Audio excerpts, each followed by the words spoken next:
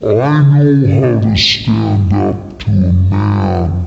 I'm defenseless against that kind of female insanity. I'm white, and I've got everything I need. No one clutches their purses when they're in a room alone with me. And I can drive for any neighborhood I please at any hour, and the police don't do a thing. So if I see a penny on the ground, I leave it alone and fucking flip it. I'm a straight white male in America. I've got everything I need. I'm a guy getting paid more than a girl with a degree.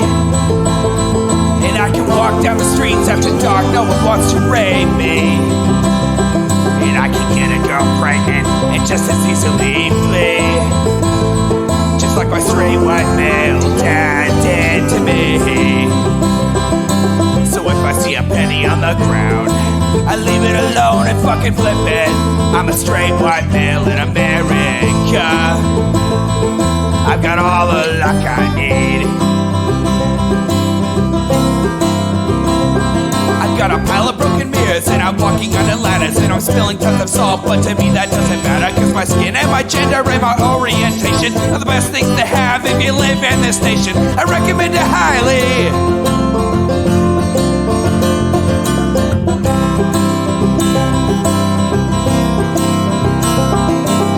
If I see a penny on the ground, I leave it alone and fucking flip it. I'm a straight white male in America. I've got all the luck I need. Shit's gonna work out for me, cause I'm a straight white male in America. I've got all the luck I need. Hey everybody, welcome to the Intellectual Dollar Tree. We do the show live every Wednesday at 7 p.m. Pacific, right here on Twitch at twitch.tv/Echoplex Media. We're also simulcasting to a couple other places. If you're watching at one of the places we're simulcasting, I mean, you can do whatever you want. You can make your own decisions. What the fuck are you doing over there all by yourself? Anyway, I'm Producer Dave. You can find me on Grindr, and I'm not sure what's going on with my soundboard. Let's see if it got fixed here.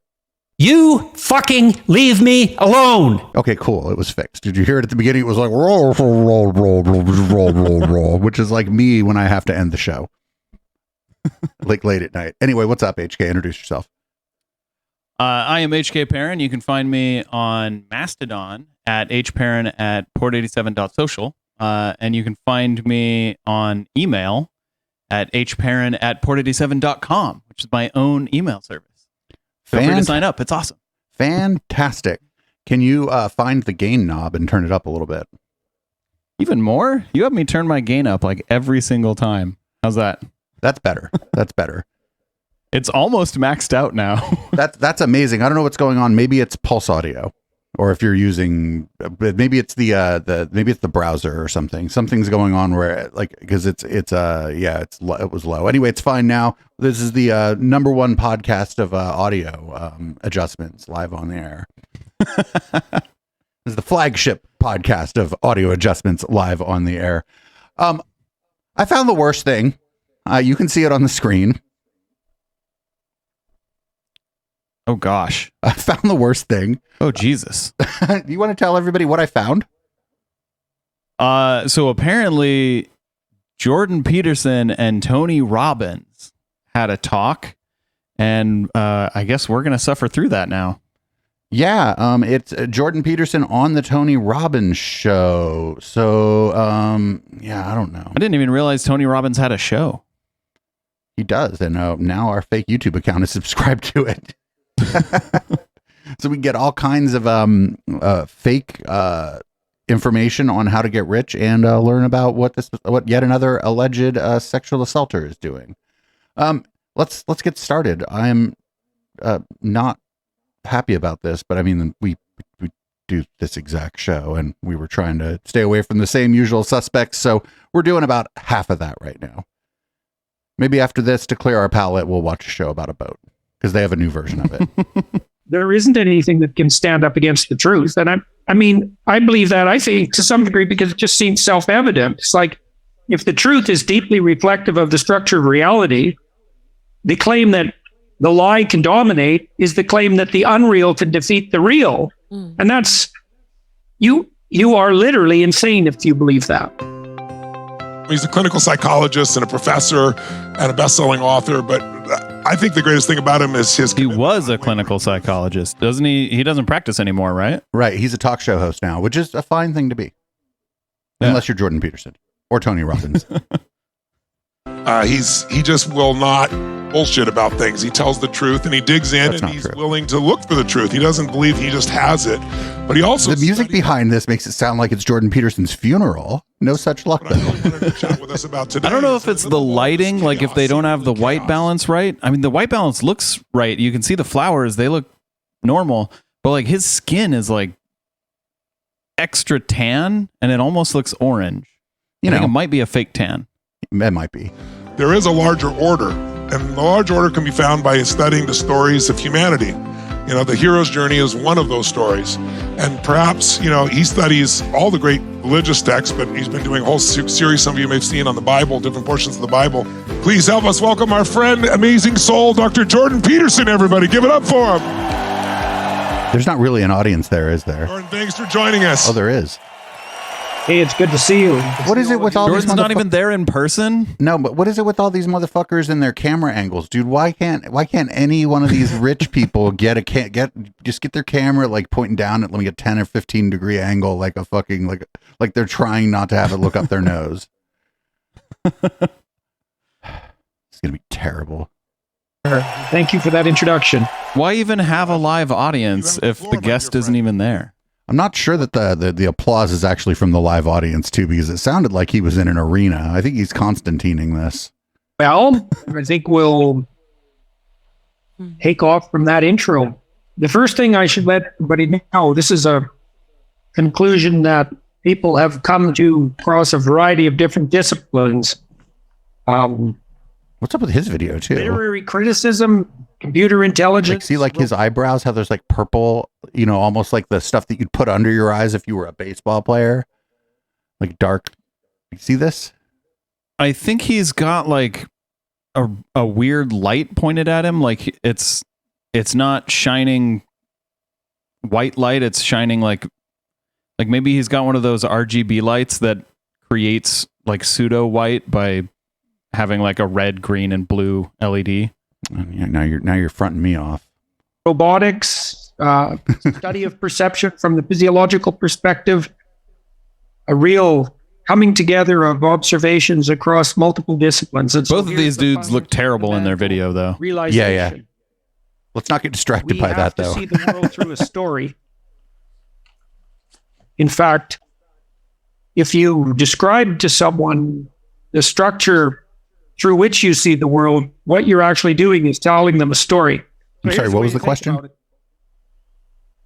When you go see a movie, This is like it just dropped right in the middle of one of his rants, right? Like he just he'd even say hi or I'm Jordan Peterson or anything like that. He's just like, oh, we're gonna talk like just like right, No banter. just like fucking zero to potato in like fucking 1 second. you emotionally. And the reason that happens is because the filmmaker, the writers, provide you with some insight into the goals of the characters. And when you can adopt someone else's goals, you can align your emotions with their emotions. And that means that you can feel what they feel, and that means that you can understand them. And so, But I don't understand what the fuck you're talking about. if you I think he's just defining empathy, which is weird. I don't know why. Mimic them. You can mimic their nervous system with yours. And you have that feeling of being in sync with someone or in tune. Right, but with why is he talking about that? Like he was the guy who just introduced him and he's like, glad to be here, and then just dropped like I said, it's like half an hour into one of his other videos, just fucking clicked on. Is he even Yep. is this like even real time? Like, or is this like, did he just record what he thought the responses would be and some producer is just playing them? I don't even know. someone. The title of you this have that video is feeling most because that's people exactly learn what's this happening. too late in life. So not only do we have to see There was no the indication world of what through a that story, was. but the story that we see the world through determines how we respond to things emotionally. So this is a useful thing to know. If the world is unfolding for you in a manner that you don't find particularly acceptable. So most people, when they're talking about like how people see things differently, like everyone, how like you'll say like everyone's the hero of their own story, right? You see things differently, despite the fact that the phrase I just used calls it this. Most people don't call that a story; they call it a perspective. Like everyone has their own perspective on life, and I don't know why he's calling it a story here, but because what he's describing is just perspective. Huh. Yeah, I don't know. I'm just very confused as to what he thinks he's responding to, if I'm being completely honest. I'm still trying to figure out what the fuck he thinks he's talking about, because you'd think he'd be like half an hour into something, and he just came in hot with whatever this is. Or lukewarm, maybe. Hurt and hopeless. One possibility is that you're not looking at the world through a particularly productive story. Now, once you understand that you have to look at the world through a story, or that it's inevitable that you will, another question immediately arises, which is, well, what story do you or should you see the world through? And that's the subject of great debate. In fact, the whole cultural war that we're in at the moment, that's turning everything into a kind of chaos, is actually a debate between the promoters of different stories. Now, that's such a weird way to say it. And neo-Marxist types, they tend to insist either that all our stories are fragmented and subjective and hedonistic at their base. There's no such thing as an overarching, uniting narrative. That was the claim of the French postmodernists. Or there's an alternative claim, which is that the only story that really unites people, the only story that really exists, is one of power, and that you can see the whole world as a reflection of the competition between different stories of power. So when you hear the Marxist types, for example, make the claim that are we our the culture Marxist is type? nothing but an oppressive patriarchy, and that marriage is an oppressive institution, and that all economic relationships are merely those of exploitation, you're hearing an insistence that the only story that people can live out is the story of domination and oppression and victimization and mutual exploitation. It's an unbelievably dismal view of humanity. It also justifies the use of power. Are we the Marxist types? Because I don't necessarily believe all those things he said. Some of them, yeah, I would agree with. His also just his number of stories seems rather limited. It basically he's like the French postmodernists believe that everything's like disjointed and there's no overarching narrative of humanity. I actually tend to believe a version of that, right? That like everything is kind of disparate, discrete, and that humanity doesn't have one single overarching narrative, because that would actually be quite boring. Yeah, I think maybe he meant like those people believe that everyone views the world in some sort of biased way, which I would 100% agree with that. There's not a single person on the face of this earth who does not have biases. The other thing that I just don't think a lot of people spend a lot of time thinking about, like the idea of these narratives. I think it's largely useless except for to fill podcast time. Which some say is the best use of our time. Long form podcasting. That's right. It's going to save the world. For the people who put forward the story, because if there's no motivating ethos other than domination, then it's perfectly reasonable for you to use nothing but domination in your attempts to deal with other people. Now, that's a very pathological story. I would also say, by the way, it's a very counterproductive story. You might say that people who wield power can become remarkably successful. You could point to dictators, for example, like the man who runs North Korea, and say, well, Dr. Peterson, you claim that power isn't a very productive story and that it doesn't work very well in the long run, but if you look at brutal societies like North Korea, you see that people who are perfectly willing to use power rise to the highest positions. How can you describe that as anything other than success? Except that that's not how that person got to that position because of they were born into that position. It's not their exercise of power. It was they were born to the person who had already occupied that position. And I would say, just because you're the biggest devil in hell doesn't mean that you've won the game. In fact, quite the contrary. And you can attain a position of dominance through force, but if you don't think you'll pay a price for that, you're a bloody fool. Alexander Solzhenitsyn did quite a nice job of investigating the psychological state of Joseph Stalin, for example. And Stalin was clearly the most powerful man in the world's most corrupt country, which made him the biggest devil in that particular form of hell.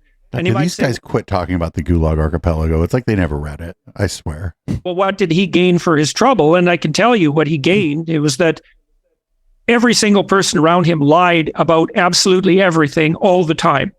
He had no true friends. He just had sycophants who wanted to be near a bully. He distrusted We haven't seen Tony in a while. He had contempt for everyone, of course, because he was so terrible. He left. He was like, fuck it, I can phone this one in. Like we're about what, maybe a sixth of the way through this video. Yeah, we're at eighth of the way, I think. No questions have been asked. Tony seems to have checked out. I mean, we don't know. I mean, if there's one thing that guy knows left. how to do is make money, I suppose. So if he's just like, well, I'm going to get the clicks regardless, so I'll just let this crazy person talk. I mean, I can see where that would be a good strategy. People conducted themselves atrociously around him. He engaged in a variety of quasi-genocidal enterprises. He was a murderous thug, and he ended up likely murdered. And, it isn't obvious to me at all that any of that constitutes success. And so that's the typical outcome of strategies that are based on power. It's not. Someone should make up a saying for that. You can think about this in your own life, I don't know. Live by the sharpened piece of metal, die by the sharpened piece of metal. Oh, if only there was if only that was an existing concept. Yeah. I thought you were saying like somebody should make up like a term for the podcast host doesn't say anything. He just lets the guest ramble on like a fool. Maybe take it. You got to hand it to Jordan Peterson for the ability to take a common saying like "live by the sword, die by the sword," and not only present it as if he's the first ever person to think about that, but also present it giving no additional information, but taking like half an hour to say it. Right, and giving you a far less understanding of the saying than if he just said the original one. Yep. And manipulative means to get to where you want to go, and maybe you think that's necessary. But Sir, you're talking to Tony Robbins. You don't want to have a marriage where the fundamental relationship is one of power, where one of you is a tyrant and the other is a slave, and maybe you alternate roles, but don't there's kink no shame. Reciprocity or mutuality there. There's no genuine love and regard. There's just force. And you certainly don't want friendships that are predicated on that presumption. You want to be around people who want to be around you, not people that you forced or otherwise enticed or manipulated into being around you. And then on the business front, many of you are very successful. And those of you who are properly successful know perfectly well that the way that you establish a business that has a good probability of surviving into the medium and long term is to make contracts with the people that you work with that are to your mutual benefit, right? So your interests are aligned, so that you're thrilled to be working together, and then to offer your customers genuine service and value for the money. So I bet Tony Robbins treats his employees like shit, and his core brand proposition is that of like an influencer, a scammer, he's an influencer essentially. He was an influencer before there were really influencers. That's all he is. Jordan Peterson is describing exactly the opposite of what Tony Robbins has done to gotten himself rich. And none of that's about exploitation, and none of that's about power. It's a completely different ethos. And so you might ask yourself, well, if you're going to characterize the ethos that isn't power, that unites people, that stabilizes them psychologically and provides for social unity, how would you characterize that? And Tony made some reference to this, and there are archetypal themes that echo throughout human history that detail out the fundamental story of life. And one of the most fundamental of those, there's probably two. There's an adventure story and a romance story, but I'll start with the adventure story. Those are the two? And the adventure story is essentially the myth of the hero. Somebody in chat made a good point. Jordy Pete's been talking uninterrupted for about 8 minutes and hasn't started crying yet. So that's something. As soon as he starts thinking about incels, then he'll start crying. Won't somebody think of the poor incels? The individual. Of the hero, which is, by the way, is the story that our culture, Western culture, is predicated on, and I would say all functional stories, posits that our culture is predicated on the story of the hero. What is this fucking? What are these fucking? What is this, like a fairy tale? The hero fairy tale, and the it's like I can't think of a fairy tale about a hero, but it's like the Rapunzel is a love story and a hero story, right? Rapunzel, like what is he talking about? These are not like there's like more stories besides the hero story and the love story. This is like a very, very dumb analysis of society and narrative. And how is our culture based on the hero story? Like, what does that even mean? I mean, there's things about our culture, sure, that are based on like a hero story. Like, when we talk about the Revolutionary War or whatever, it is a story of the heroic Americans fighting off the British or whatever. And then like a love story, I don't know. Maybe it's, nope, everything I'm coming up with is inappropriate. Quantum automatons or clockwork machines that are driven by deterministic functions, but creatures that constantly... I would say that our culture is based on flawed people doing the best they can. What you might describe as a transforming horizon of possibility. So imagine, when you get up in the morning, what confronts you, your consciousness, is not so much the furniture in your room and the things that you can see that are right in front of you, but the possibilities of the raccoon that got through the open window. The possibilities of the day open up as that vast domain of potential occurrences. What confronts me most of the days when I wake up is, well, fuck, here's the part of doing this I don't like. I have to like edit video and put out an audio podcast of something. And then after that, maybe I can make some cool t-shirts. What confronts me is usually like a cup of coffee. That you can play some role in determining.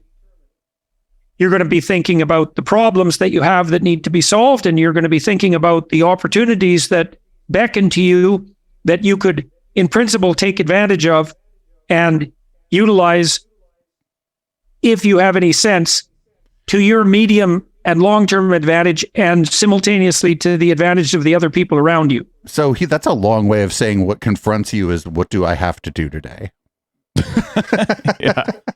What's on the agenda for me today? Man, I swear this guy can talk for like, I don't think there's a limit. He could just talk forever about the mundanest of things.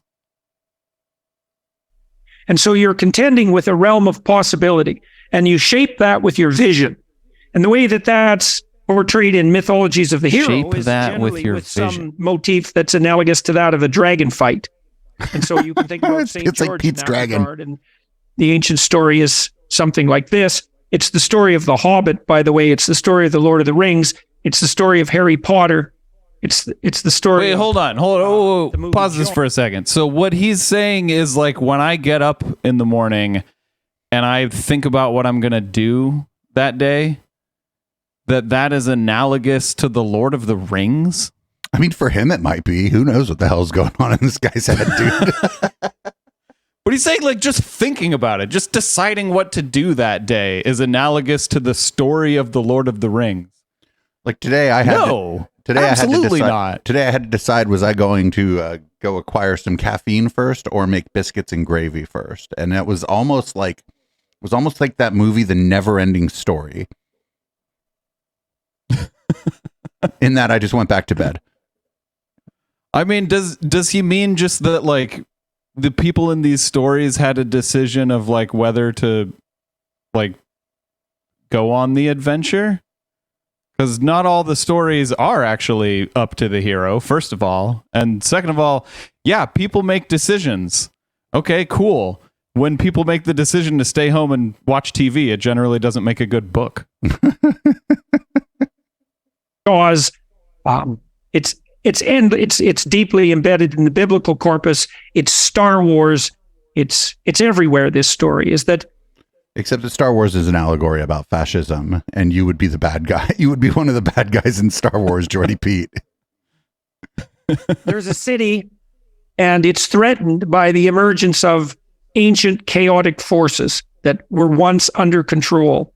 And a hero emerges who notes the onset of this threat and who decides to step outside the bounds of the city and confront this creature. Dragon often. And a dragon, by the way. Well, in a story with a dragon, yeah, the creature is often a dragon. But in a story without a dragon, Jordy Pete, there are actually other enemies that the hero has to fight. It's not just a dragon. And sometimes the dragon isn't the enemy. Sometimes you bring a donkey along and the donkey ends up fucking the dragon. That's a little bit weird. That's a little. I think Kevin Swanson had a famous screaming about that, actually. Was that How to Train Your Dragon? No, that was Shrek. Oh, okay. You remember the end Donkey No. and the Dragon had like a bunch of babies and they were like half donkey, half dragon? No, I don't remember that. Dragon is a symbolic representation of a predator. You know, people say there's no such thing as a dragon, but it's an imaginary creature. It's like, that's actually not true. What a dragon is an amalgam of the features of the creatures that have classically preyed upon human beings. So an imaginary creature. Yeah, that's imaginary. That it doesn't have to be brand fucking new in the universe to be imaginary. I can think of like a green-skinned person, and even though there are things with green skin and there are people, that's still imaginary. What the fuck? I don't know. Is DJ Bob a person? Or actually, no, that's actually a stuffed animal, and I need to like disabuse myself of the idea that it is sentient. a predatory bird and a predatory cat and a predatory reptile and the destructive force of fire are all combined. And so dragon and predator, dragon is the image of predator. And the ancient human idea is that our consciousness... It's been almost 12 minutes since Tony Robbins said anything. The easiest interview. Oh, you'd just be like, speak. And then just fucking go about your business, make your phone calls. So our heroic consciousness is that which moves out into the world to confront the eternal predator and to overcome it. Now, we obviously do that because we can protect ourselves and our children from predatory beasts. We can also protect ourselves from predatory people, and we can protect ourselves from the predator that lurks in our own heart. That's more of a spiritual twist on the classic St. George and the Dragon story, let's say, which is in variant forms the oldest story. Or it could be clogged arteries. The idea? Well, the eternal dragon of chaos always threatens the habitable city. Oh no, the chaos dragon. Oh no, in Maps of Meaning, the diagram with the chaos dragon, he's referring back to that.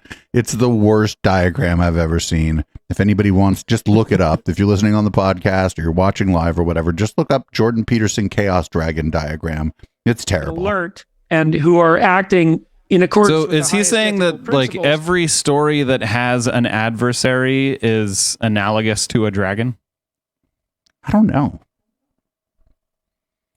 I hope so. Okay. become aware that such a threat exists and then decide to confront it voluntarily? And that's the image of the knight, let's say armored knight, confronting the dragon in its lair. Now, interestingly enough, it's classically the case that predatory beasts, dragons, let's say, hoard treasure. They also hoard virgins, strangely enough. Fuck. And the reason they hoard treasures... What? Oh man, I have not heard of this. What? Even Tony Robbins is even probably sitting there going, "Oh no, what the fuck is going on here?" Dragons hoard virgins? What? I guess so. Where did that come from? I have never heard that in my life. Dragons hoard gold. What would they do with virgins? Well, in all reality, what would a dragon do with a bunch of gold? Sleep on it? Yeah, I guess it's comfortable. It's softer than other metal. It's quite straightforward. It's because that which you most need to find is always lurking where you least want to look.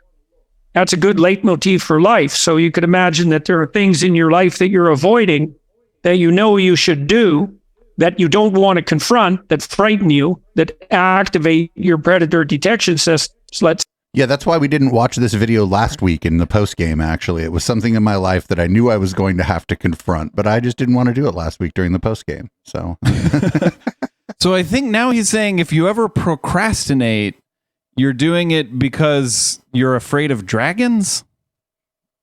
I don't know, man. I don't know. I'm having a rough time with this one. This is, it's not like, no, this is like 10% weirder than what I expected.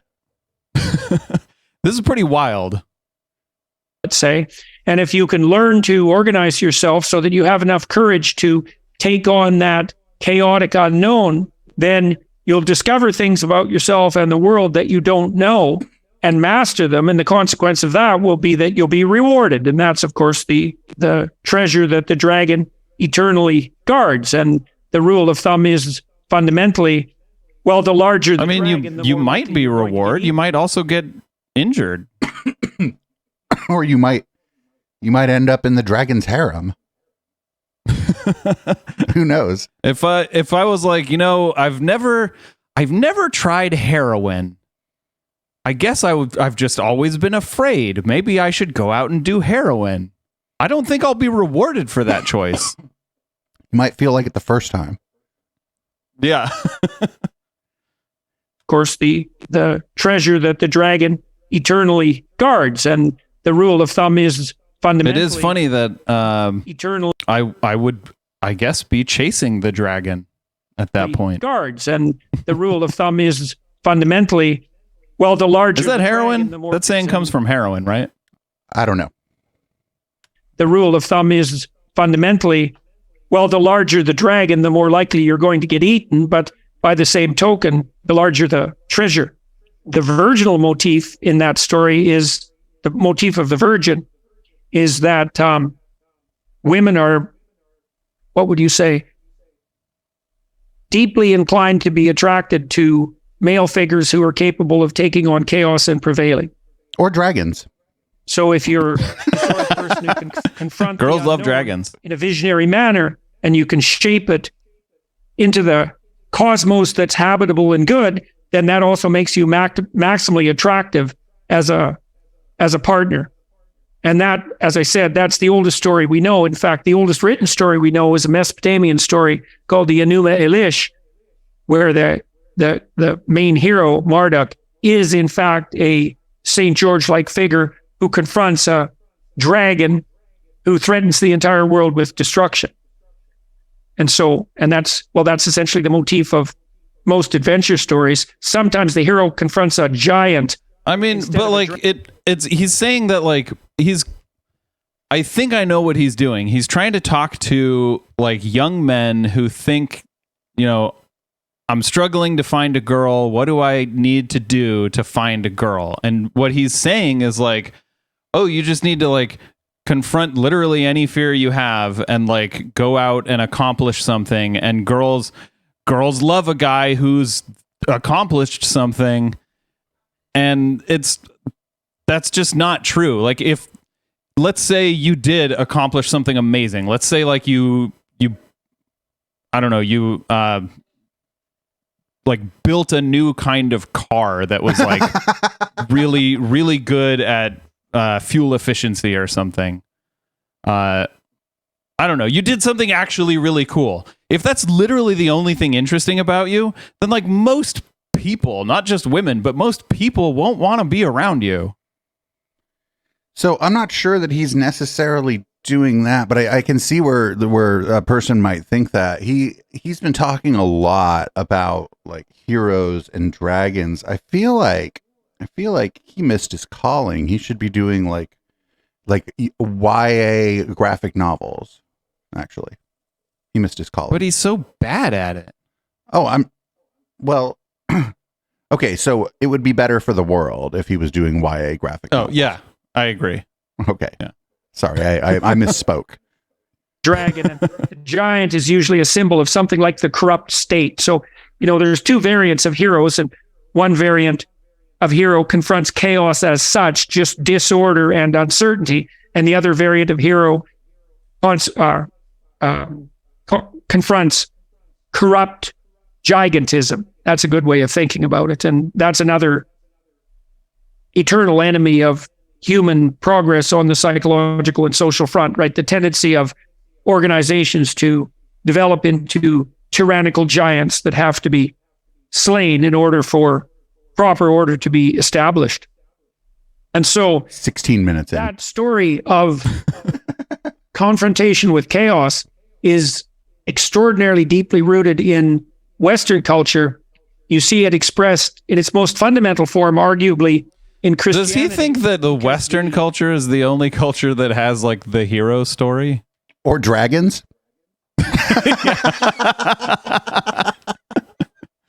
He keeps saying like, oh, that's the basis of our culture. That's how Western culture is so deeply rooted in Western culture. It's like, no, that's just rooted in humanity. Right. There's Like always humans a hero. tell stories of great adventure. Like that's what we do. That's almost like kind of the defining feature of our species. Well, the fact that we can even tell stories in any sort of narrative way. But yeah, like this is weird because first of all, the dragon that he's bringing up is not of what a culture does not come from the West, right? Like, correct. Yes. That does not come from the West. Yeah. so this is all, even on its own terms, whatever terms those are, this doesn't make sense. He's wrong about the thing that he made up, that he invented something himself to be wrong about, which is pretty impressive, I gotta say. Crucifix itself is a symbol of something like chaos. So imagine... No, it's not. No, you had it a minute ago. No. The crucifix is a symbol of the power of the state. Yeah. The government, like that's literally, that was how the government like executed people. That was, how did he miss that? He just That's talked the about whole point of the story of Jesus. Right, he just talked about the corrupt state like what feels like an hour ago, but I swear it was like a minute ago. Wow. About this psychologically, one of the things you might ask yourself is, why have we collectively been gazing, for example, at this terrible figure of the crucifix for 2,000 years? And to get a sense of how shocking that is, imagine that the object of worship was a man hanging with a broken neck from a noose. It's exactly the same kind of image. It's an image of state-sponsored torture. Okay, so he did. Okay, it took him a minute. Of what would you say? It's an image of the sum total of all vulnerable possibilities. And so in the Christian story, the eternal Redeemer, who's in principle the model for behavior, is the person who voluntarily takes on the entire chaotic weight of existence. And so in Christ's passion, all the terrible things that can happen to any particular person are amalgamated together and form part of his catastrophic adventure. And so you could imagine in your own life, and this is... I don't think that's true. The guy had one bad weekend. Right. Then he came back. Yeah. But then he left. Like, he was put to death, sure. That's not the only bad thing that can happen to you, and it's not the worst thing that can happen to you. And like most of the rest of the story was him running around doing kind of cool stuff. Yeah. Oh, weird. Maybe this motherfucker's never read the Bible. I don't know. Well, what terrible things might happen to you? Well, you can be hurt physically, badly. You can be tortured, let's say. You can be put to death. You could be tortured physically and be put to death young. That could happen as a consequence of being betrayed. It could happen as a consequence of being betrayed by someone extremely close to you, let's say your best friend or your marital partner. Or maybe by the hotel Wi-Fi. It could happen because the state turns against you. It could happen because the state turns against you even at the hands of your own people. And that could happen to you even if you were innocent. And so you can see that... But hold on, the state didn't turn against Jesus. Jesus was against the state. Like, Jesus was essentially like telling people not to... telling people that the religion of the state was the wrong religion, and the state didn't like that. Right. He was a criminal, according to the state. Yes. The entire time. Like, the state didn't turn against him. Well, I don't know. We didn't really hear much about his awkward teen years. Maybe he was a statist during his awkward teen years. Who knows? But also, like, the state was not run by his followers. Like, it's not like he got betrayed by his followers. I understand that, like, the betrayal part, he meant Judas, but, like, he also said that the state, like, the people who followed him were the ones that put him to death. No, they weren't. None of them were Christians. They were all Romans. Like, there may have been, like, a few Christians in the population, but the vast majority of the population was not Christian. This is wild. I'm also impressed that Tony Robbins has been able to shut the fuck up for this long. Not that Jordy Pete can talk for this long, but that Tony Robbins has been able to shut the fuck up for this long. This is amazing. I think Tony Robbins went out to lunch. He literally, like, he's not out. He's like, oh, he's out to lunch. They're like, oh, you mean he's not paying attention? I'm like, no. I mean, he's ordering a Cobb salad right now. Yeah, he actually went out down the street to the little bistro, got a salad, and now he's sitting right outside the bistro eating the salad. Well, it's only been 18 minutes. He's probably still waiting for the salad. Unless it was one of them pre-made salads. Oh, it could have been. Yeah, he could be eating it right now. All possible fears. And the crucifix is an image of the sum total of all possible fears. And the reason that it's a redemptive symbol, at least in part, is because, and this is why there's a Christian injunction, let's say, to pick up your cross and stumble uphill with it, let's say, to pick up your cross and bear it. The idea is that you're going to be best prepared to take on the true difficulties of your life by confronting the potential existence of all of those problems before they make themselves known. Because why is he saying that the cross is the sum total of all possible fears? Like, the cross just represents execution. Like, it's like the fear of death, the fear of, like, persecution, maybe the fear of, like, state control, maybe the fear of, like, loss of freedom, but that's about it. Yeah, who knows? It'd be really interesting to talk to like a theologian, right? Like a well-read theologian from academia who would listen to this and kind of give their take on it, because I feel like they would probably find this ridiculous. But I don't think you have to be a theologian to think this is ridiculous. I just think that that particular take might be interesting, right? Yep. Resilient in your life, and that would mean less stress. That would mean less anxious, mean less subject to pain and depression and nihilistic thoughts, and more able to spring back when trouble visited you. No, it's spring forward, fall back. You could make yourself more resilient.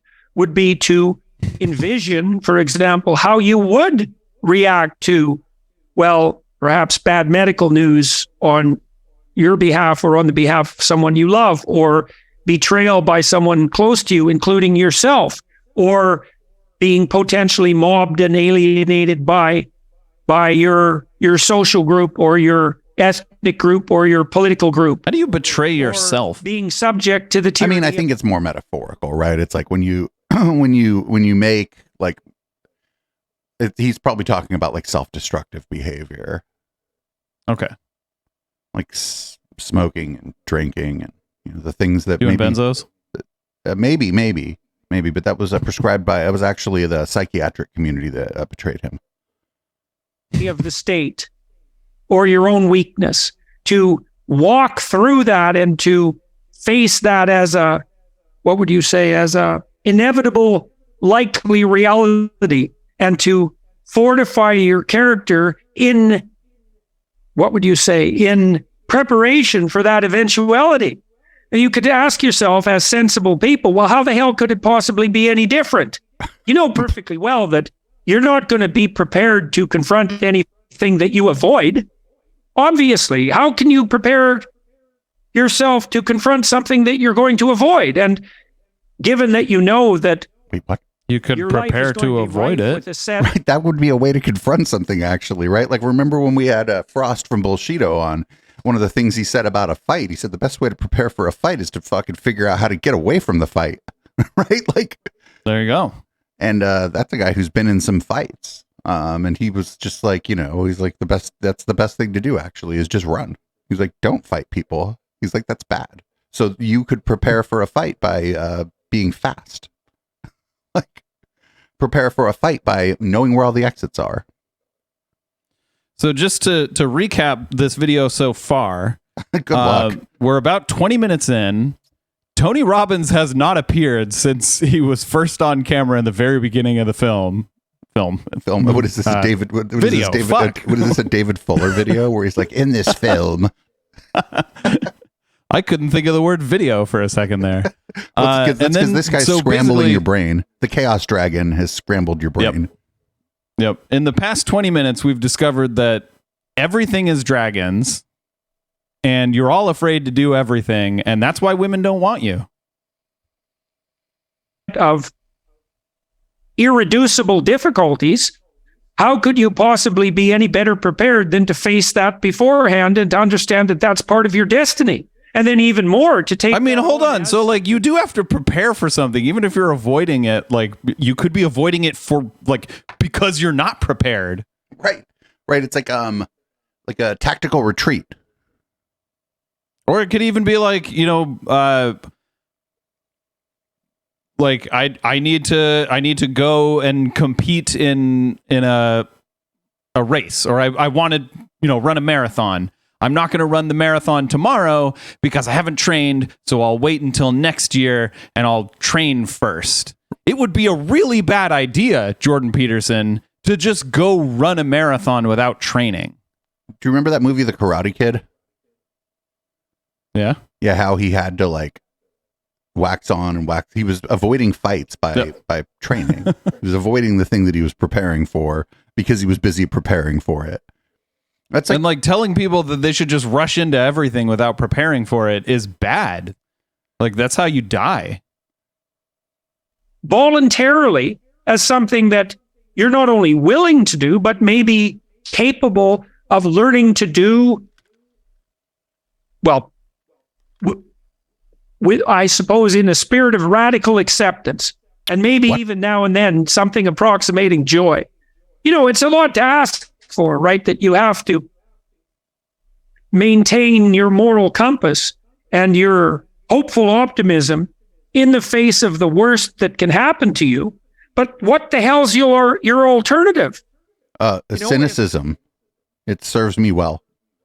Not putting yourself in the situation that the worst could happen to you, maybe? Like by preparing or avoiding? Right. What's it? Prepare for the worst, hope for the best. Yeah.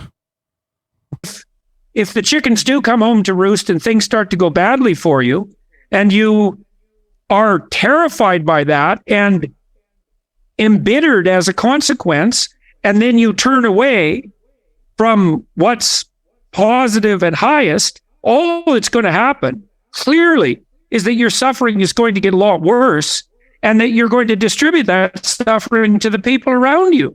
So, like, how in the world is that going to work? Sir, I feel like you're distributing a lot of suffering to me right now. And so the radical types, especially the intellectuals, they insist that, well, we can orient ourselves quite well with a kind of subjective hedonism. That's the hedonism of the moment and of subjective self-promotion, let's say. And more Marxist types insist that we maneuver through the world merely as a consequence of our imposition of various schemes designed. Alan Bay in the chat, who just followed us, thank you, brings up a really good example of when it's very important to prepare and not just fucking go for it.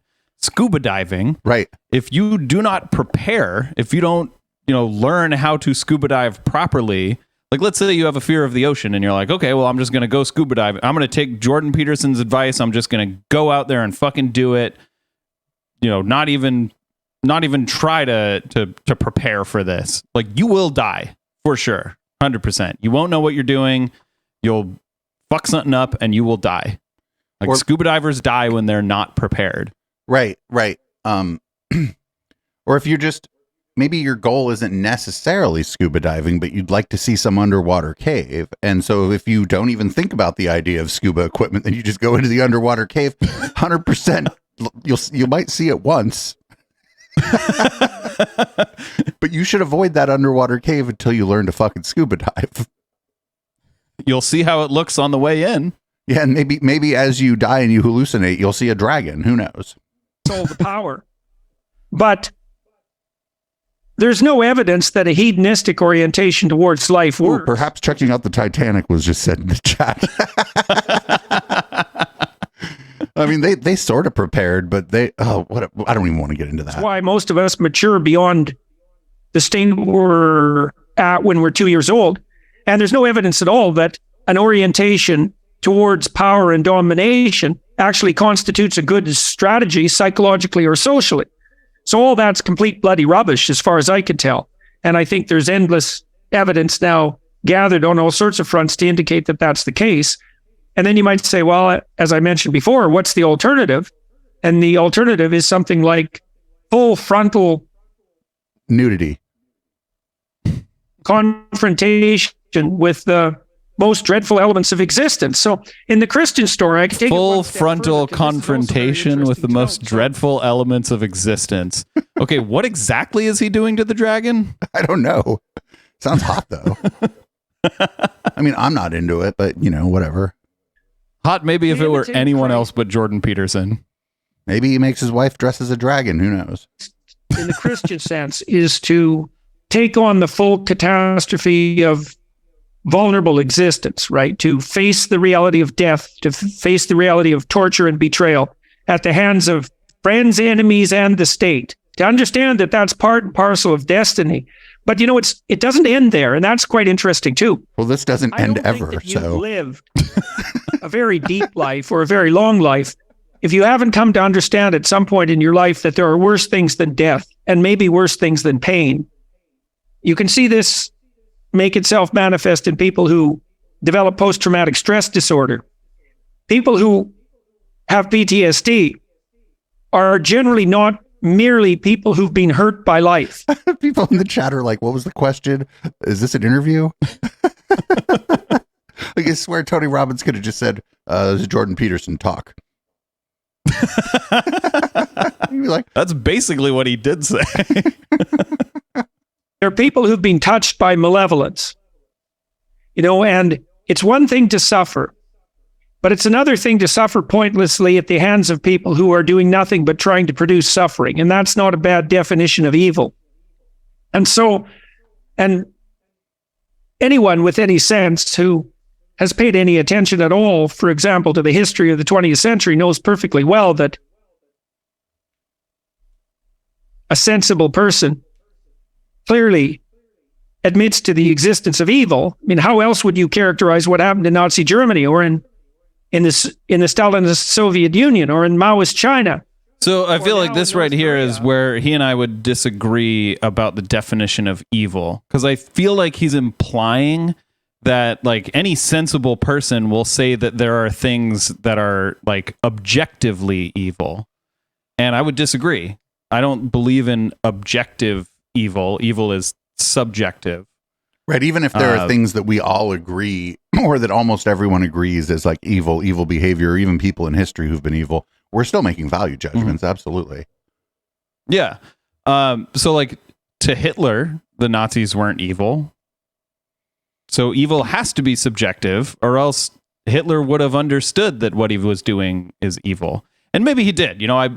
That's That's a bad example because that's just one person. But like, there are people who do evil things, not like do things that I would consider evil that they themselves don't consider evil. For example, Jordan Peterson does evil things all the time. I consider those things evil, but he doesn't.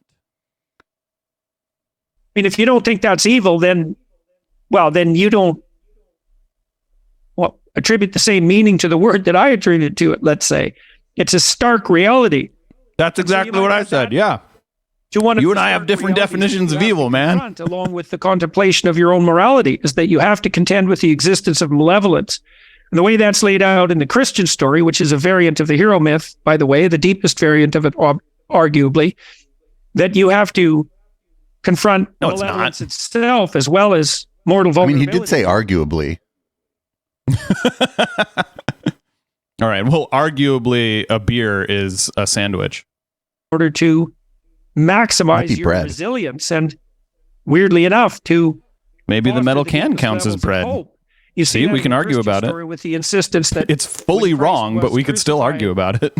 He not only died in some real sense and had to go through all of that, but also had to descend to the depths of hell itself and to encounter the deepest abyss of human Did Jesus go to hell? And I would say that's... Yeah, he came back and said, oh shit, there's dragons down there. Gotta go. Bye. I don't think Jesus went to hell when he died. I'm pretty sure the Bible doesn't say that. I haven't read the whole thing, but I'm pretty sure Jesus did not go to hell when he died. It's also morally incumbent on us. I mean, this is a terrible thing to tell people, right? Because it really means that he did go to... I'm wrong. Okay. Wow. Could be. He did go to hell. The worst that there is to face. But then again, like I said, if you think about that like a sensible person for 15 seconds, you understand very quickly that you're not going to develop your character by shrinking away. He had a wild weekend. Yep. And you certainly aren't going to do that with your kids. You don't. He went on a hellbender. Listen, son, the best thing to do in life is to shrink away from everything that's difficult. Not if you're someone who actually loves your son and wants to encourage him. You say instead, look, kiddo, there's something within you that can respond to any challenge, no matter how deep. No. Like a reasonable thing would be like, hey, you got to actually pick your battles. Yep. And you got to understand your own limits. Right. And yeah, I think understanding your own limits is part of the process by which you choose your battles. Because otherwise you anything you don't like, you like a child, right? You like kind of lash out at anything you don't like. And, as you grow older, first of all, even as a child, you don't make many friends like that. If somebody does one thing you don't like and you call them a poopy head, well, then you're not going to have any friends. Maybe you encourage him to take on the most abysmal challenges in the hopes that he could succeed and become who he could be. And that's the appropriate fundamental orienting story that 26 minutes in. All healthy people and all... At this point, if Tony Robbins talks the entire rest of this video, he'll be at about parity with Jordan Peterson. States has to act out and interpret the world through. And that's very useful to know, right? And keep in mind, Jordan has had with chaos, absolutely nothing so far. And malevolence. That's the pathway to the eternal resurrection. That's the fundamental hero story. And that's the ultimate treasure. That's another way of thinking about it, right? What's the pathway to the eternal erection? By losing it. And there's nothing in that. A different kind of pills than the ones he was on. Just true. Psychologically. Unlimited Viagra. Psychophysiologically and scientifically and theologically. And so, well, that's probably a good place to end that. Well, it's been a long time. It's as good as any other place. You didn't say anything. You could have ended in the middle of a sentence and it wouldn't have mattered. That was spectacular. Exactly what we were wanting, talking about why all this occurs. There's a greater and higher purpose for it all. So we have... Wait, what's going on with his camera? For Jordan, who's got some questions. Also, what? He didn't say why everything occurs and that there's a greater and higher purpose for it. Like, that wasn't what he was talking about. Also, he was talking about confronting fears. Watch this. This is great, by the way. That was spectacular. Exactly what we were wanting, talking about why all this occurs. There's a greater and higher purpose for it all. So we have some questions for Jordan. Who's got some questions out there, ladies and gentlemen? That's not what he was talking about, though. He was talking about confronting your fears and going and doing something absolutely fucking stupid and probably getting yourself killed. Also dragons. And dragons. I hope somebody in the audience just says, could you summarize what you just said, Mr. Peterson? I mean, I just did. That was like the past 25 minutes. That's what he said. You should confront every fear you have, no matter what it is, no matter how dangerous and stupid it might be. You should go and do it. Maybe you'll get a big pile of gold. Probably you'll die. No, he didn't even say the probably you'll die. I'm adding that. Probably you'll die if you do that. I have like 6,000 questions. Wait, what the fuck is this? What do you mean? Why does his shirt say the Cayman? That's where all this guy's money is. That's why that says the Caymans on his shirt. But I'll go with one. And just on a macro level, I have 3 older children. They're 23, 21, 19. I have an unbelievably blessed relationship with them. My son is my best friend in the world. So he goes off to college. My daughters go off to college. They are having incredibly high degrees of success. My son, proud of them and best friend in the world. Daughters, they're all right. Happy with how they've chosen their life path. But, there is just such an unbelievable dynamic through the social dilemma and through the professors that they experience on an everyday basis. So my question is, what do you do? What do you do? Like with this world, how do we protect our children, our loved ones at the highest level? I think From you've college? already answered that question. I like how Jordan didn't even let the guy finish talking. Watch. Hold on. What did he mean? How do we protect our children? Like he was talking about them going to college. Well, he said there was a social dilemma, but he wasn't probably talking about that documentary about the social media. I think he's talking about woke professors. If I have to read between the lines here. That makes sense. Loved ones at the highest level. I think you've already answered that question in your question. I mean, you said, first of all, that you have a very good relationship with your children. So congratulations on that. You said they're out there in the world, making their way forward on multiple fronts simultaneously. They're doing everything they can to pursue the truth. That's what you do. And that doesn't mean that the victories that you attain are going to be obvious or easy. I do believe that there isn't anything that can stand up against the truth. And I believe that, I think, to some degree, because it just seems self-evident. It's like, if the truth is... Okay, yeah, that is what he means. Because now he's talking about, truth stuff. And whenever they're talking about that, they mean, a professor, a college professor telling someone, yes, climate change is real, or no, sex is not binary, or you probably shouldn't misgender your trans fellow students. And if you do, you're going home. The claim that the lie can dominate is the claim that the unreal can defeat the real. And that's, you are literally insane if you believe that. Yes. So... Wait, who was that? It was a woman's voice. If your children are doing what they can to live by and speak the truth, they'll find their way. And the beneficial consequences of that wayfinding may not be immediately obvious, but that's also partly why you need to have faith. Because here's a good way of thinking about faith. So here, pause this right here for a quick second, because I have never understood the kind of people who say oh, the truth will always dominate. You can't stamp down the truth. There's nothing you can do about it. It doesn't matter. He is a Christian, right? Sure. He would call himself a Christian. I think so.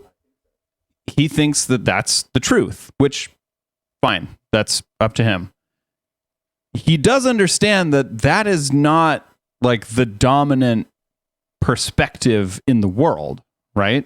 That in a lot of the world, Christianity is only a very small minority. And in fact, other religions dominate. Right. There is maybe not in his world, maybe not any of the places that he visits, but in most of the world, Christianity is not the dominant religion. So how does he explain, if he believes that Christianity is the truth, and he believes that the truth, you can never stamp down the truth, that people will eventually figure that out, then how does he explain that Christianity is not the dominant religion everywhere? Well, more importantly, there isn't one religion that 50% of plus one of people on the planet believe in anyway.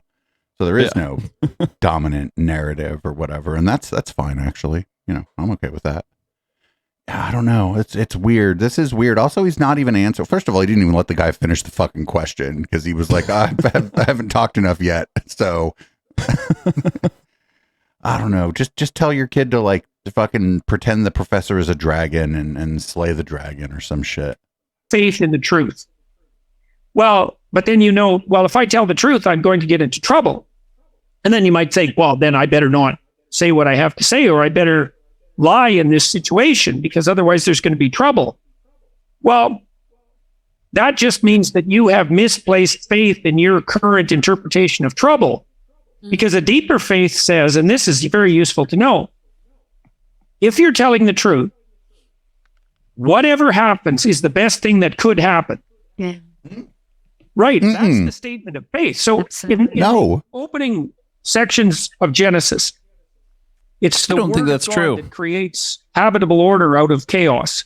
And that's analogous to this process I described before of confronting chaos and he's back to this. Generating order in consequence. Now, every time God uses truthful speech to create a new element of the world, he notes and repeatedly that this is good. Well, that process is also something that people can replicate, made as we are in the image of God. That's the thesis of the text. So the hypothesis there is that, well, if you're telling the truth, the world is laying itself out as it should. Now, you might not be able to see that because you're getting in trouble, at least in the short term, for what you have to say. But, there's lots of times. You could also be hurting other people by telling the truth. Like, let's say you're like a spy and some information that could get some people killed. And you're directly asked that information by the enemy, whoever it is in this case. You probably shouldn't tell the truth. Sounds like somebody else has been watching Burn Notice. Yeah. There's times when you withhold information because it could potentially hurt other people. It's not, you don't even have to you don't have to think very hard to imagine scenarios like that. Yours in intelligence gathering or, fucking spycraft, but also did this other person say this negative thing about me? You could go, I didn't hear that, because you don't want to get the, you know what I mean? You don't want to create conflict among people, so you just, even if that person did say something negative, maybe you just say, oh, I didn't hear anything about that. And now you're preventing a conflict in your fucking social group or at work. You got to fucking withhold shit all the time at work.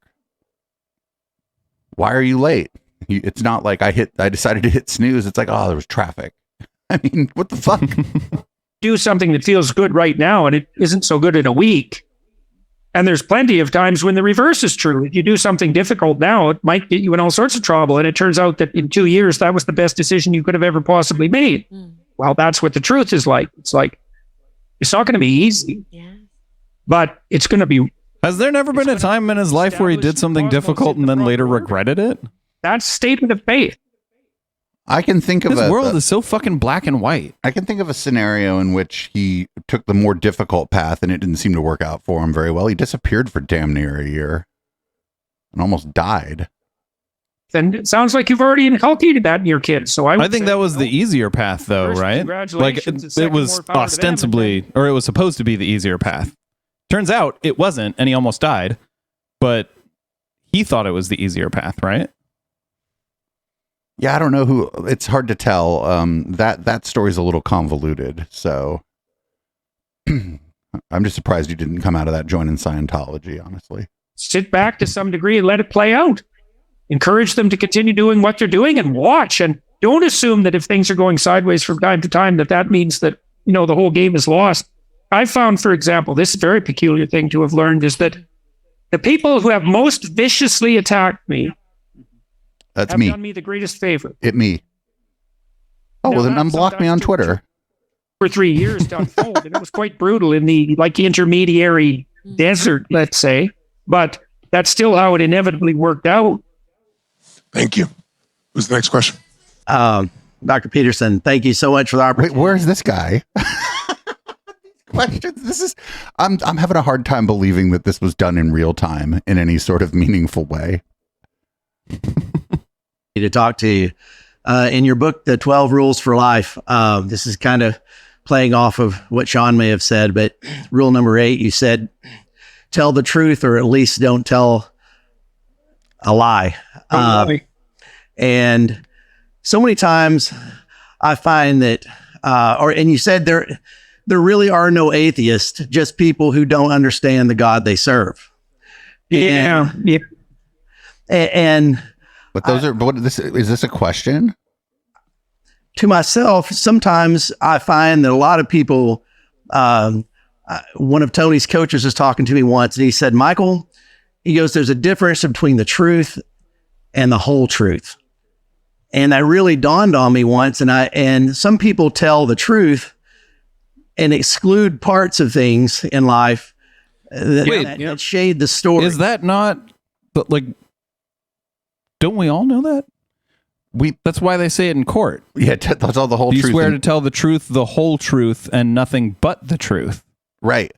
This has been covered. Those are all different things. Right. Like you can tell the truth, but not the whole truth. You can tell the whole truth, but also tell untrue things.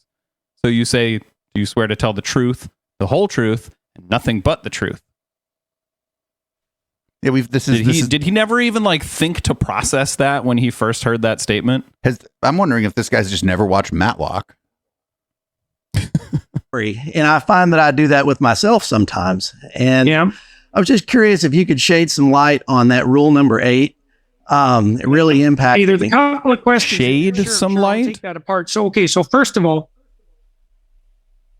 it's not a straightforward matter. It's shed some light. Because like, what the hell do you know? Like we're all steeped in ignorance, right? Yeah. So none of us are in the final analysis capable of telling the truth. We can get better at approximating the truth with time, but we don't have full access to all knowledge. And so everything we say is going to be partial. Now, having said that, even that's not true. There are things that I can say that are 100% true because they are fully dependent on like how I feel. Distinguish between what's true and what isn't. How do you start doing that? Well, someone might say, I don't know how to distinguish. Someone might say, I don't know. Okay, cool. What's true and what's not true in the final analysis. And I would say to them, yeah, but you'll find times in your life where you're inclined to say something or do something, to say something you know to be false or to do something you know to be wrong. Now, there may be times when you're ambiguous and ambivalent and you don't know, but that's not what I'm talking about. I'm talking about those times when you actually know, and you can tell, because if you're going to say something that you know to be false, it fragments you internally and makes you weak. You feel what could be the ground under your feet shifting. Or you just think to yourself, well, shit, now I got to lie. Right? I'm sorry. Got to file away this lie so that I can recall it if this situation ever comes up again, and then build more lies on top of it. Right. Until I have a lie cake. And I mean, hopefully most of our lies are what they call like little white lies, where you don't have to like construct a whole reality around them. But I swear to you, like every adult encounters situations fairly regularly where they're like, well, shit, I gotta lie. Yep. It's not ideal, but it's just the human condition. You're lying and you're betraying yourself. And I would say, and this was the purpose of that rule, was, well, stop doing that. First, stop doing that. Just stop saying all the things that you are saying that you know perfectly well to be false. And then at the same time, you can stop doing all the things you know that you shouldn't do. Why, yes, honey, that dress does make your ass look big. I mean, depending on the circumstances, maybe you're like, oh shit, yeah. They're like, does this make my ass look big? And you're like, yeah, fucking badonk. Yeah, if that's what she's going for, maybe do say that. Right. Or anybody, right? Anybody that wearing anything, does it make my ass look big? You're like, yeah, actually. And they're like, oh, thank you. I used to think my ass was flat. will become more precise and your vision will become clearer because you're not cluttering yourself up with obvious falsehoods. And then if you continue doing that, your capacity to distinguish between what's true and what's false gets more and more sophisticated. And if you do that long enough, you might actually get to the point where you could actually start to tell the truth instead of just not lying. At least some truths, at least some of the time. And that's a pretty good start. I thought he just said that no one can ever tell the truth. Time, as you become expert at this. And then you might say, well, why bother doing that? And I can tell you why you should bother doing that. It's very straightforward. There will come a time in your life where you have to make a very fine decision. It might be one that your life depends on, or the life of someone you love, or a relationship depends on, or your business depends upon. And you'll be torn apart at the point where you have to make that decision. And if you can't rely on yourself at that moment to make the right decision, you could lose everything. Now, you might ask yourself, well, how do you ensure that you can rely on yourself in a situation like that? And I would say, well, if you spent 20 years practicing lying, you can be bloody well sure that when push comes to shove, you're going to make the wrong decision.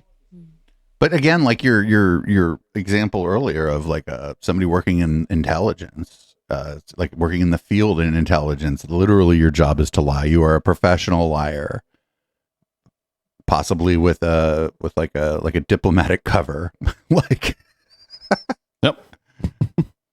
Also, why would anyone listen to what Jordan Peterson has to say on telling the truth? Yeah. His whole thing is predicated on a lie about Bill C-16. That's his whole it's not like he wasn't known before that, but he blew up when he started lying about Bill C-16. That, and also what I was thinking of is he was telling people about how to live their life and how to, he was giving people all this advice while he was literally addicted to benzos. Oh, he was on an unreal amount of benzos while he was on stage saying that people who had drug addictions were, it was a result of their own moral failing. Yeah. So literally, why would anyone believe what this dude has to say about truth? You're going to want to be in a situation where your eye is clear and your tongue is sharp. And so if you've practiced diligently, one might even say religiously, to abide by the truth, then when you're cornered and the chips are down and you have to go left or right, and one of them leads up and the other leads down. But that's not what left, never mind. This guy doesn't even understand two-dimensional space. You're going to pick the right route. And if you know that, if you meditate on that, if you understand that that's coming, that can scare you badly enough so that you'll stop saying things you know to be false. You'll pay the price for that. Then you add another interesting twist to that. You said that often people, these are more subtle liars. They'll sort of half tell the truth. They'll tell the truth in a way that enables them to manipulate towards an end. Yeah, well, that's a particularly pathological form of lying. That's actually using the Lord's name why most in people vain, lie. by the way. You know that famous commandment? Do not use the Lord's name in vain. That doesn't mean to not swear. It means do not pretend to be serving God when you're not. And that's that kind of lie that you described. Isn't that what that means? It's a very tricky issue because it's kind of open-ended, I suppose. Aiming up in all ways to ensure that what you're relating isn't manipulatively self-serving at some subtle level. But everything we do is probably self-serving at some level, or at least we think it is at the time. Otherwise, we wouldn't do it. There are selfless acts that people can do. But yeah, most of what we do is self-serving. Even the things we think are selfless, we might be doing it because it feels good. That's not nothing. Well, I mean, throwing yourself on top of a grenade is undeniably selfless. You're putting yourself in almost sure, an almost sure death scenario to save other people. So that's you're not doing that for your own good. You still think it's the right thing to do at the time. And but that's still selflessness. You just think being selfless is the right thing to do. a long time to orient yourself at enough levels simultaneously so that you're no longer playing those sorts of games. So, but you do that by practicing. You do that by practicing not lying. It's like, you try to make that a vow. And you can clear yourself up an awful lot. A lot of what you do with people in psychotherapy, huge part of it, is you help them disentangle themselves from the web of lies that they found themselves trapped within.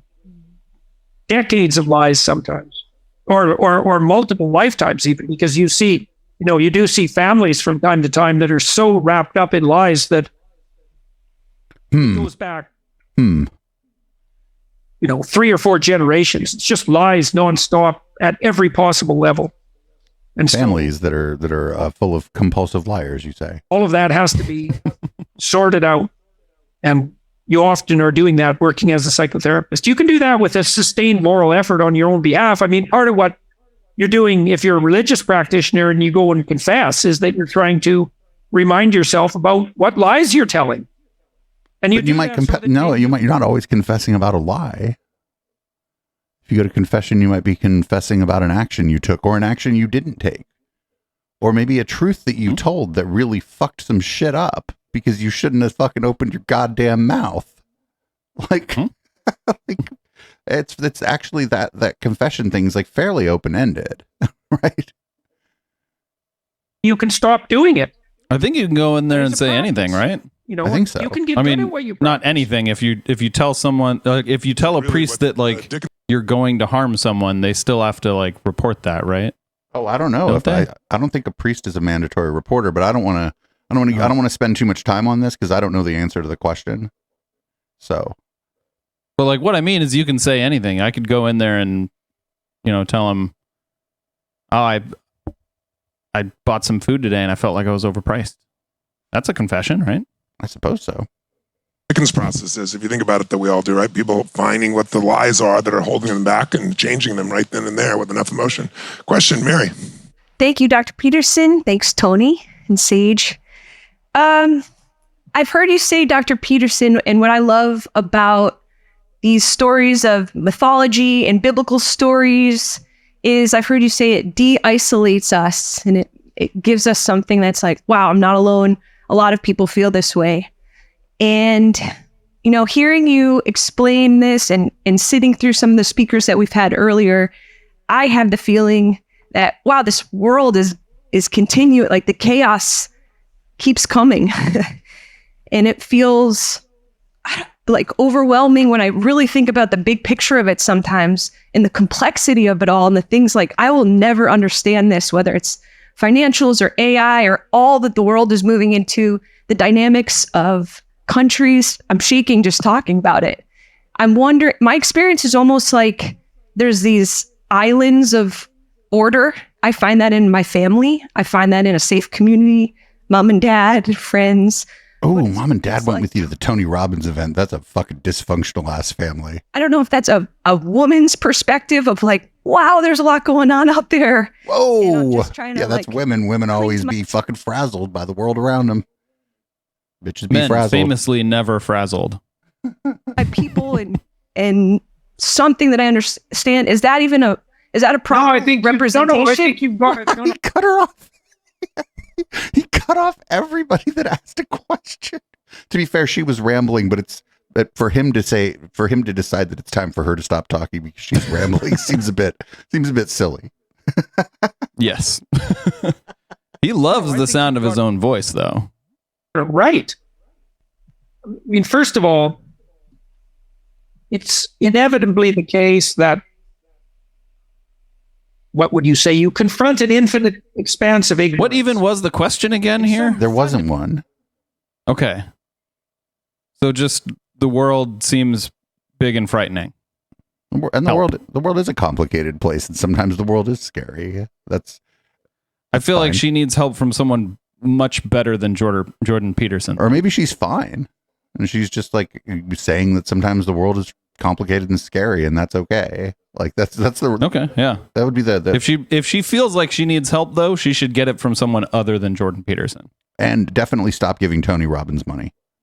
Yep. You think anybody at this Tony Robbins event is there for free? I think not. fundamental way, things are always going to be ultimately beyond you. You see that in the biblical stories that insist, for example, that people can only see the back of God. And so it's an existential reality that there's going to be more coming at you than you can manage. No, people can see the front of God. Master. And then, of course, the question is, how do you deal with that? Adam and Eve were looking God face to face. With the ocean and if God is everywhere, like why everywhere you look, he's got his back turned to you? Seems like a dick. Oh, there's a lot of ocean, but you can stay afloat and you can navigate forward. And so then you might ask, well, how do you do that? Well, we talked about that a little bit today in terms of orienting stories. You have to put forward some courage and some faith, and you have to confront the things that are obstacles in your path. And that attitude helps turn you into something that's united psychologically, right? That can strengthen you personally. But then there's a social element to that, because if we share the same story that we should confront chaos and make order, and we do that together, then now we have social unity around us. And that means that we have the strength of numbers. Part of the reason that I've been able to maneuver through the political turmoil that I've been mired in is because I have great family. They're very supportive. And I have a lot of friends who are tough people, and they were behind me. And I have a broader social community, and that fortifies me. And that's the kind of unity in numbers and in belief that does help you maintain your integrated spirit through the chaos of life. That's not weakness. That's a necessary observation that part of your sanity depends on the proper harmony you establish with the social community. Now, the female part of that might be that. Uh-oh, here it comes. Here it comes. Boy. Here it comes. The female locus of concentration is more local, right? And the female locus of concentration is more local. This is going to be one of those. Okay, that makes no fucking sense. What even does that mean? I think he's going to poorly explain it or not explain it at all. Does he mean that women should be at home in the kitchen? No. I would get emails about that one. What I think he might be saying. Does he mean that women shouldn't really worry themselves about the goings on of like states and countries and such? I think he's not saying an ought. He's saying an is. I think he's saying that women tend to be more focused locally in their communities and not on global or national issues. I think he's saying an is, not an ought. Okay, I disagree with him. But that's not a bad thing. Someone has to bind the damn families together. And to some degree, we're islands unto ourselves, but to some degree, we're all members of family first and then community second. And it's not inappropriate at all. Like the first and second dynamic of Scientology. To make the family level of social integration a fundamental point of concern. And I do think that's the natural resting place of women, partly because they have to take care of infants and young children. Okay, now he has gotten into the ought right there. Yeah. That statement was absolutely an ought statement. Yeah. That's the natural resting place of women to take care of the kids. That is fucked up. You know who actually hates this guy? Is stay-at-home dads. They all hate him. Well, I'm sure that he hates them too. So what a weakness. It's just a difference of approach. It's nothing to be ashamed of, and it's a virtue. Now, it does mean that we still have to face the complex problem of how you integrate the integrated family in the broader community. And I would say that's a more masculine problem.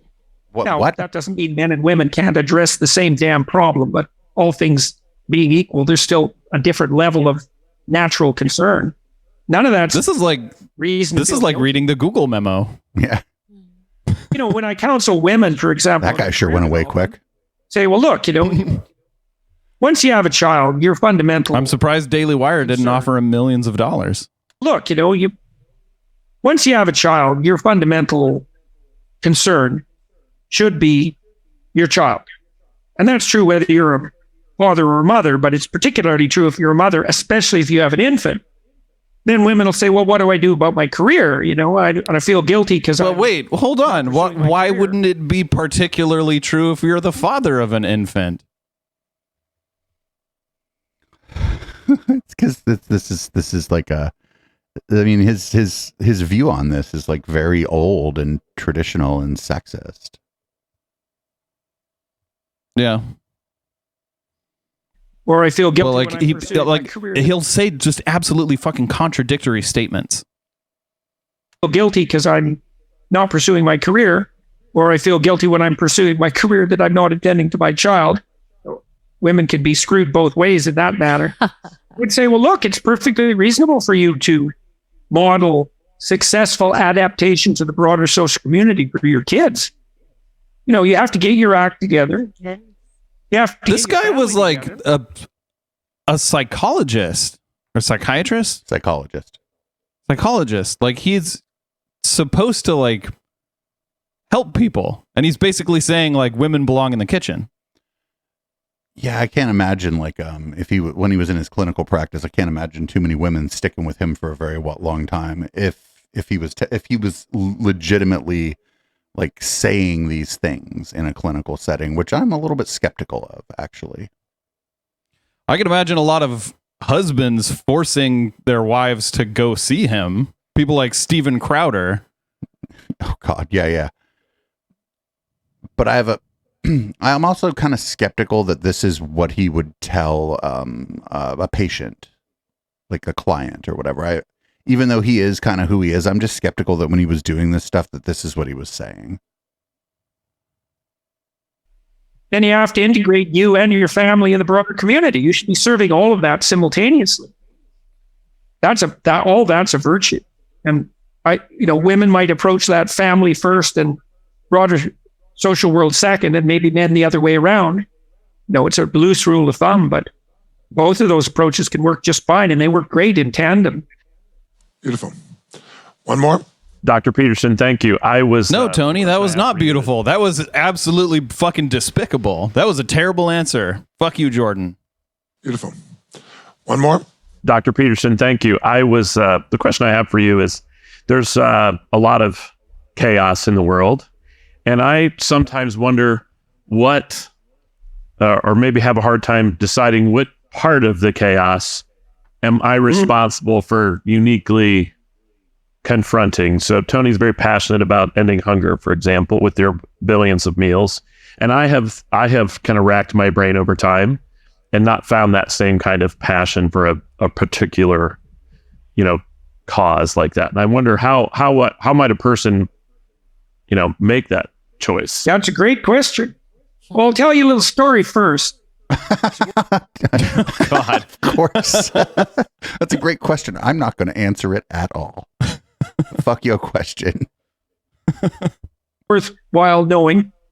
So it's a story from Exodus, and it's the story of the burning bush, which is kind of a mysterious story. And so not about weed. That story essentially goes. So Moses is trying to find. Yeah, it's actually not very mysterious. Like, Moses was almost definitely on drugs. Yeah. Off wandering down a pathway, minding his own business one day, and something attracts his attention. It sort of glitters and glimmers off to the side, and it pulls him towards it. Now he has to decide to step off the path and go investigate. The story makes that quite clear. And this is a burning bush, not a burning forest. Well, not yet. It's not so overwhelming that. How do you think a forest fire starts, Jordan? All right. And so Moses goes and decides he's going to go investigate this thing that captures his interest. And as he gets closer to it, he starts to hear a divine voice. And the first thing the voice tells him as he gets closer is that he's on sacred ground and that he should take off his shoes. And then he starts to interact with this. A divine voice would say, hey, there's a bush on fire. You should probably get out of the forest. Phenomenon, this burning bush. And God himself reveals his name to Moses.